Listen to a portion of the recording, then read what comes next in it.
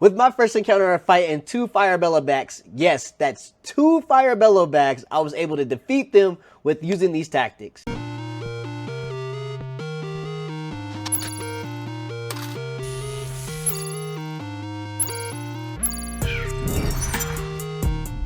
My name is DPG06 and welcome to my gaming channel, Channel 06 Entertainment. Now, with the Fire Bellowback, there's a couple of things we're going to need in order to successfully defeat the Bellowback. One, let's get into the tactics as well as understanding his moveset. While encountering this Fire Bellowback for the first time, there was 5 different movesets I was able to identify while fighting the 2 of these.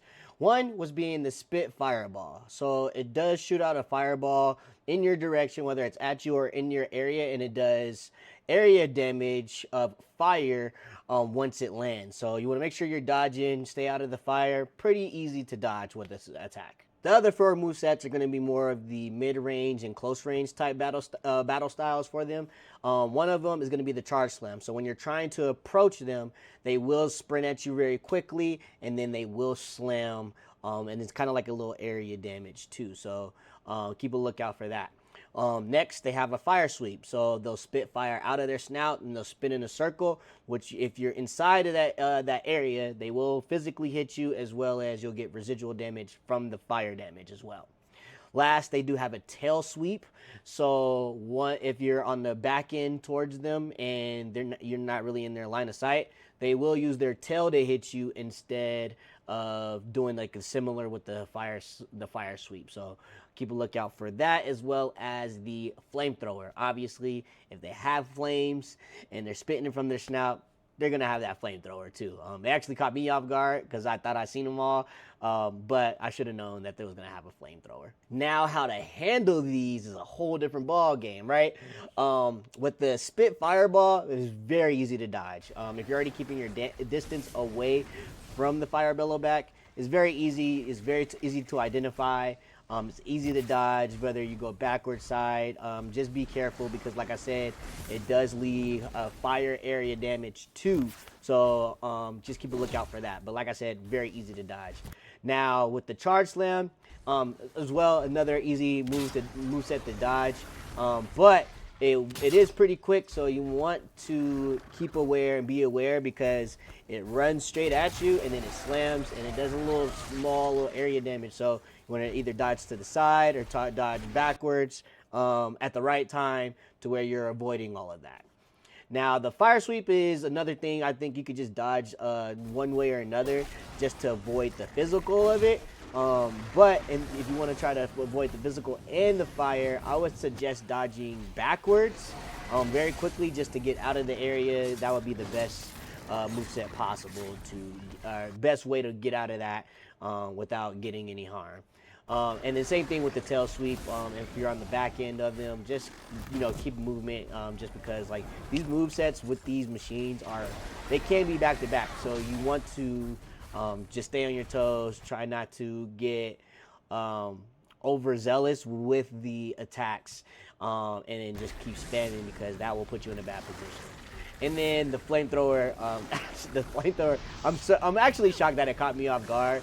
I should have known it's gonna have a flamethrower capability, but it did catch me off guard because it was only seen it once with the second one when after defeating the first one. But just once again, keep on your toes, dodge backwards, sideways. It's very easy to dodge as well. You just want to just get out of the range of the flamethrower.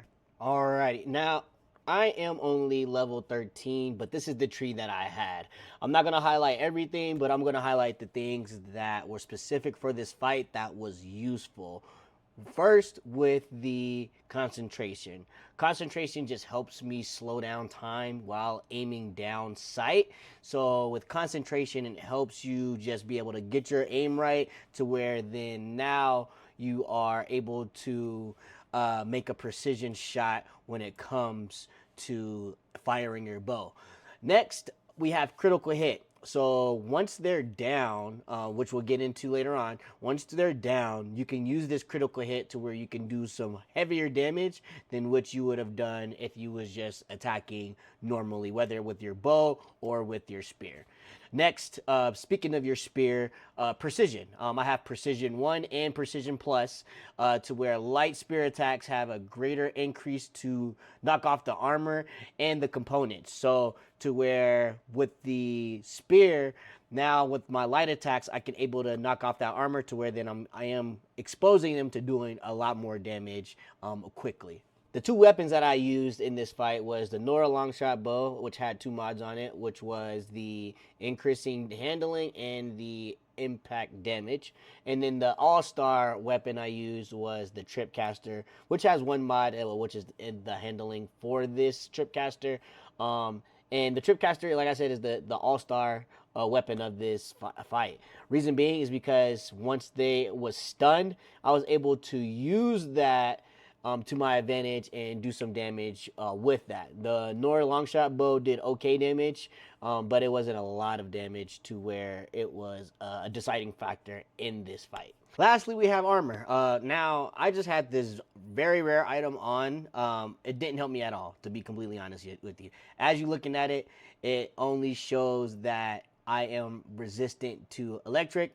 They didn't have electric, obviously, at all. It was fire, right? So I made this mistake so you can be able to pick the right armor for you for this fight.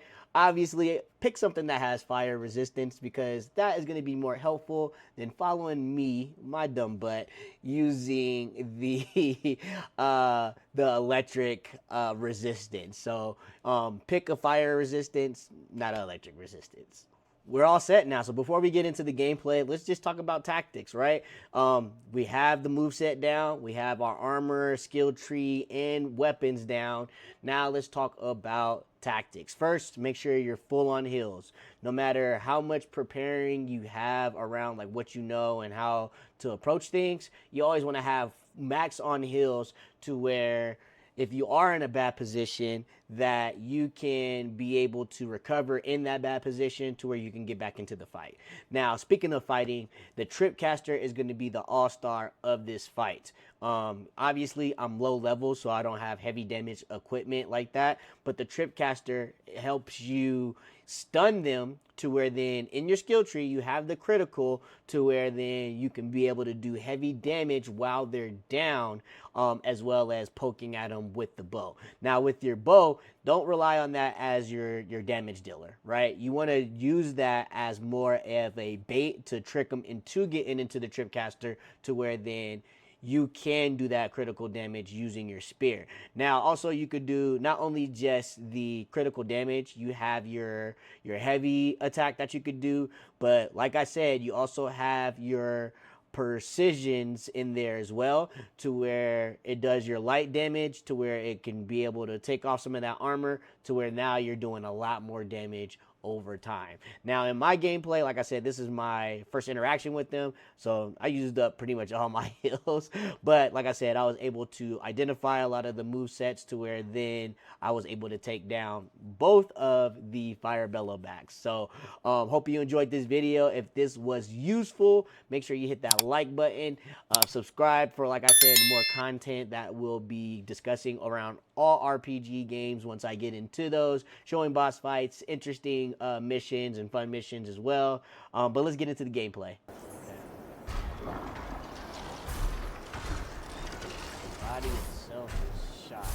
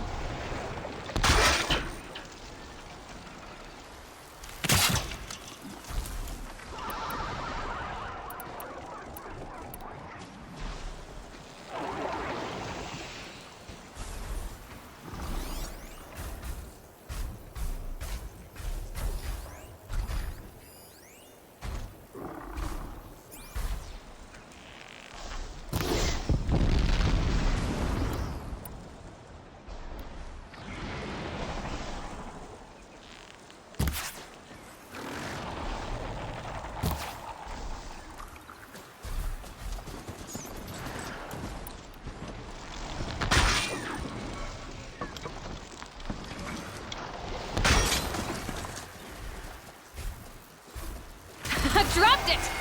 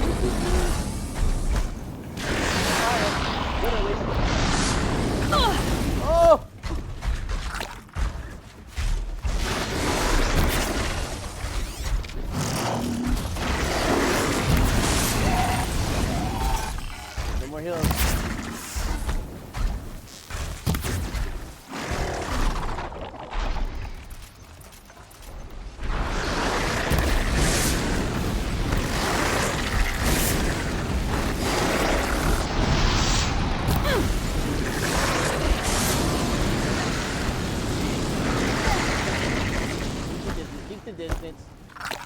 Ooh.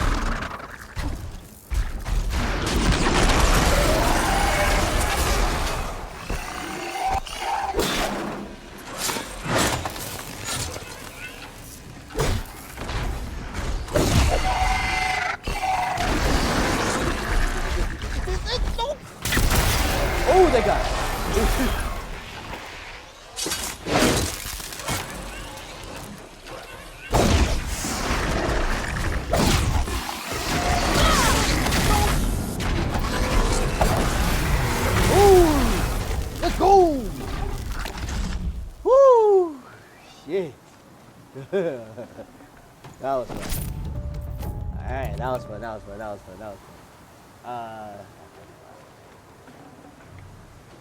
No space.